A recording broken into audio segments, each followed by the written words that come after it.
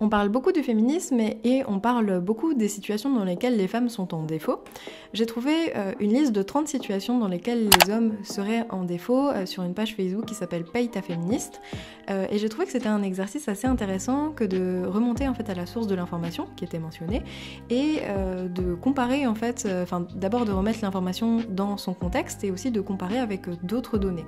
Tu pourras retrouver du coup toutes les sources dans un Framapad créé à cette occasion dans la barre d'infos, ainsi que toutes les sources complémentaires que j'apporte. Bah oui, la statistique, souvent, c'est la mort, c'est la mort de l'analyse.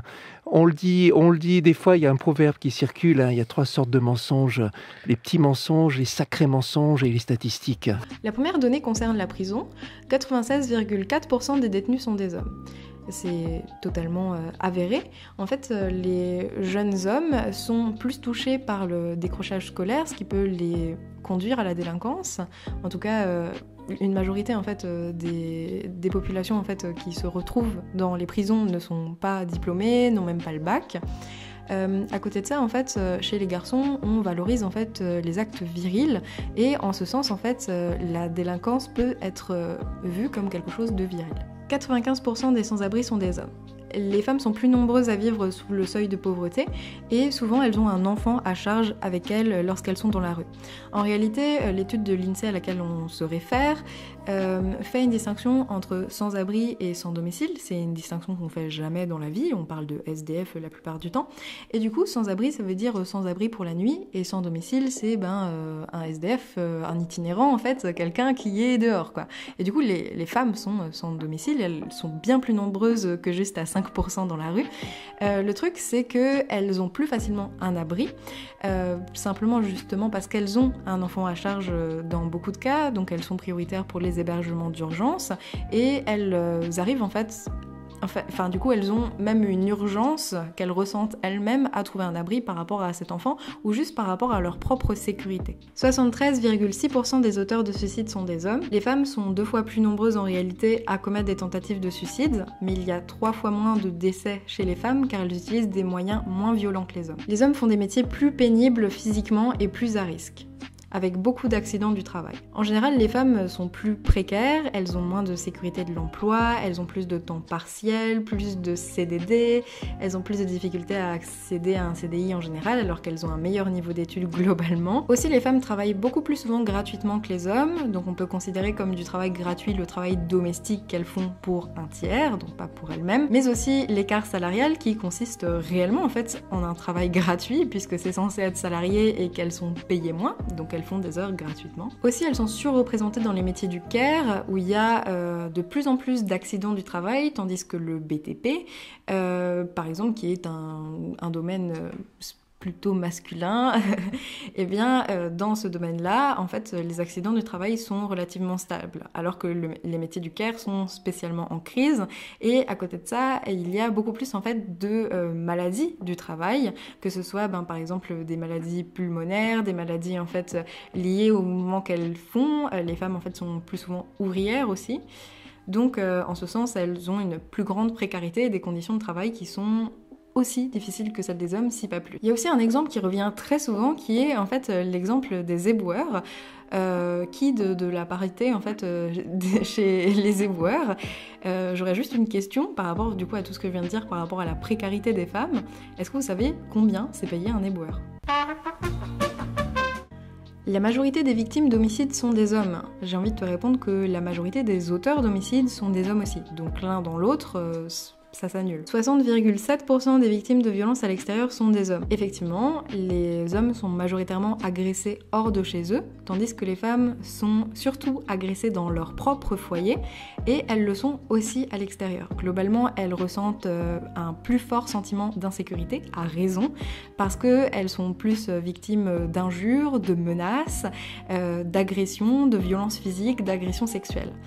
Il y a par rapport à cette situation, du coup, par rapport du coup aux violences que subissent les femmes dans la rue par rapport aux hommes, un argument qui revient souvent qui est oui, vous vous faites violer, vous vous prenez des mains au cul et du harcèlement, etc. Mais nous, on se fait péter la gueule et on se fait voler. En réalité, pour les vols, c'est kiff-kiff. Les femmes sont protégées par la justice et moins condamnées, même pour le même crime. En effet, les femmes sont moins souvent condamnées, elles ont des peines moins lourdes, parce qu'elles sont moins impliquées dans des actes violents. Et du coup, je renvoie à mon premier argument tout au début de cette vidéo. Mais aussi, même si c'est pour le même crime, ça ne veut pas forcément dire qu'il y aura la même peine. Suffit de s'intéresser un instant au droit français pour comprendre que le mode opératoire, donc typiquement si c'est violent ou pas par exemple, les motivations, l'expression de regret, plein de choses comme ça en fait peuvent faire varier les peines. Et du coup, c'est très difficile d'avoir en fait une opinion sur ce genre de données quand on a en fait juste des statistiques, c'est-à-dire des données chiffrées totalement lisses. Faudrait voir ça au cas par cas. Les hommes obtiennent rarement la garde de l'enfant et en cas de désaccord, les mères sont favorisées. Les hommes obtiennent rarement la garde des enfants, effectivement, parce qu'ils la demandent beaucoup plus rarement. En cas de désaccord, on va privilégier l'intérêt de l'enfant, et l'intérêt de l'enfant, ça peut être interprété comme le temps que chaque parent a lui consacré.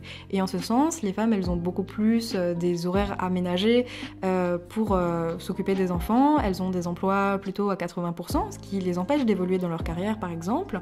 Elles ont aussi plus de temps partiel par rapport à leur précarité, comme j'en parlais plus tôt dans la vidéo.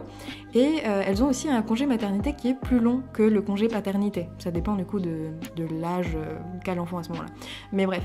Et ça c'est une vraie question sur laquelle du coup on peut avoir une influence que de se demander quelle image ça véhicule, quel message ça véhicule, le fait que la femme a un temps en fait beaucoup plus long de congé maternité. Donc effectivement il y a la charge physique d'avoir porté un enfant très longtemps, mais ça veut aussi dire qu'elle aura plus de temps pour s'occuper de cet enfant. Ça veut dire qu'on place en fait la responsabilité de l'enfant plus dans ses mains que celle du père. En ce sens, peut-être que ça empêche aussi les pères de s'investir et ça peut être aussi un argument dans ce type de jugement en fait.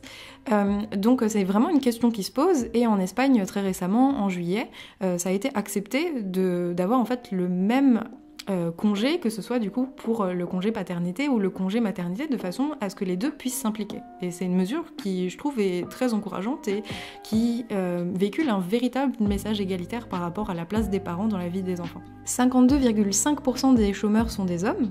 En réalité, comme je l'ai dit, les femmes sont plus nombreuses à vivre sous le seuil de pauvreté, elles ont plus de diplômes et elles ont plus de mal à trouver en fait du travail et donc en ce sens elles sont plus touchées par le chômage d'un point de vue qualitatif.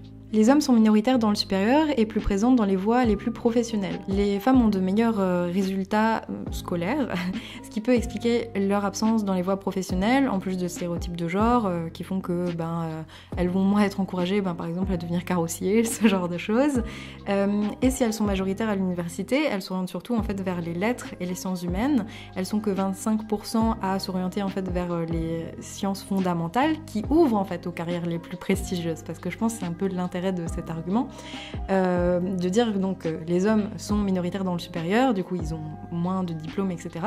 Mais en réalité, lorsqu'ils en ont, ils sont dans les voies du coup qui ouvrent au plus de portes professionnelles. 6,2 en faveur des filles, c'est l'écart entre les notes attribuées aux garçons et aux filles à performance égale en mathématiques en 6e. Du coup, ça fait référence à une étude en particulier du coup qui est dans le Framapad dans la barre d'infos.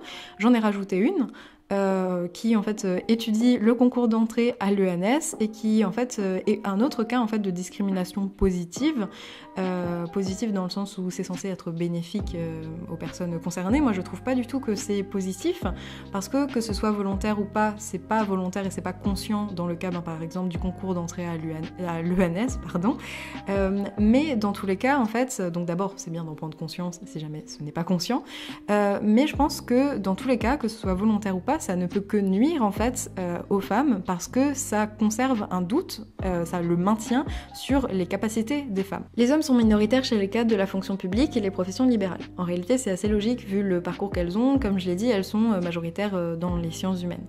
Et bien qu'elles soient plus nombreuses, elles sont toujours payées beaucoup moins et elles ont de moins bonnes carrières. Les hommes investissent plus d'argent pour trouver un partenaire, du coup que ce soit c'est eux qui payent l'addition pour le premier rendez-vous par exemple, ils investissent sur les sites de rencontres, ce genre de choses, et ils se font plus recaler sur Tinder. Alors on parle souvent en fait des bénéfices que les femmes pourraient tirer du fait d'être des femmes, par exemple d'avoir des verres gratuitement, d'aller en boîte gratuitement, il y a certains sites de rencontres qui sont payants mais qui sont gratuits pour les femmes. J'ai envie de te dire, si c'est gratuit, c'est toi le produit. Et je trouve que c'est à la fois très dégradant en fait pour les femmes du coup qui ici sont un moyen, ont de tout temps en fait été utilisées comme une monnaie d'échange et toujours aujourd'hui en fait au travers de la publicité par exemple, et c'est aussi dégradant en fait pour les hommes qui sont vus, qui sont réduits à leur rôle quelque part d'apporter la calorie, n'est-ce pas, d'apporter de l'argent, tandis que la femme elle doit surtout soigner son physique pour être la plus attrayante possible, pour conserver le mâle et conserver du coup toute sa sécurité matérielle pour favoriser sa survie.